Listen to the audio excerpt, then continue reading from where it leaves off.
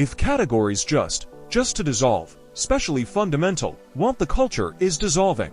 Cause the culture is a structure of category. That's what it is. So when in fact, culture is a strap, culture is a structure of category that we all share. So we see things the same way. That's what we can talk me. Not exactly the same way. Because then we'd have nothing to talk about. But roughly speaking, we have a bedrock of agreement. That's the Bible, by the way. So, I just walked through the Museum of the Bible in Washington. That was very cool music. So the structure, that's what the pairs, what I figured out. I just figured this out this week. So, it was a cool thing to walk through. Because it's chronological. They have one floor, which is the history of the Bible. And that's not exactly, that it's really what it is the history of the book. Now, in many ways, the first book was the Bible. I mean, literally, because at one point, was only one book. Like as far as our Western culture's concerned, you're the one book, and for a while, literally, there was only one book, and that book was the Bible, and then before was the Bible. It was a no scrolls, and it was writings on par. Listen.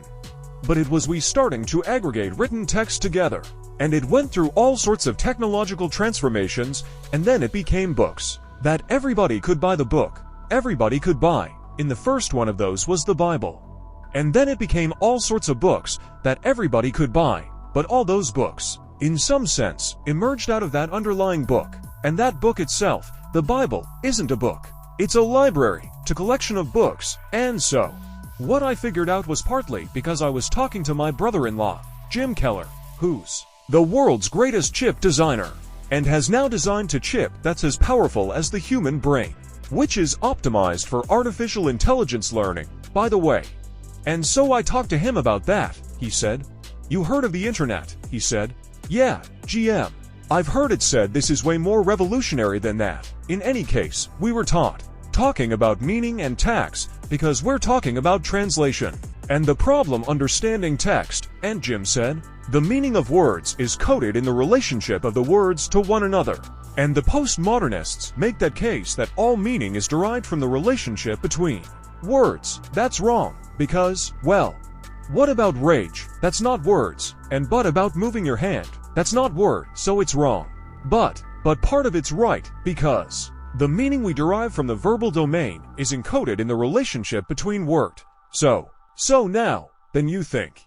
But let's think about the relationship between words. While some words are dependent on other words, some ideas are dependent on other ideas. The more ideas are dependent on a given idea, the more fundamental that idea it. Buy up. That's the definition of fundamental. So now imagine you have an aggregation of text in a civilization. You say, which are the fundamental text? An answer is the text upon which most other texts depend on.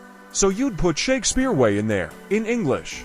Because so many texts are dependent on Shakespeare's literary Asians. And Milton would be in that category, and Dante would be in that category, least in translation.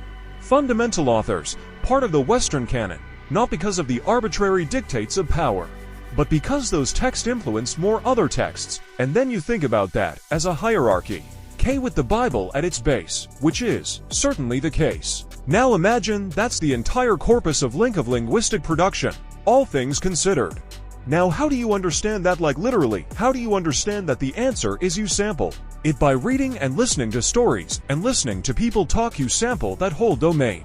You build a low-resolution representation of that in your inside you. And then you listen and see through that. And so it isn't that the Bible is true. It's that the Bible is that precondition for the manifestation of truth, which makes it way more true than just true.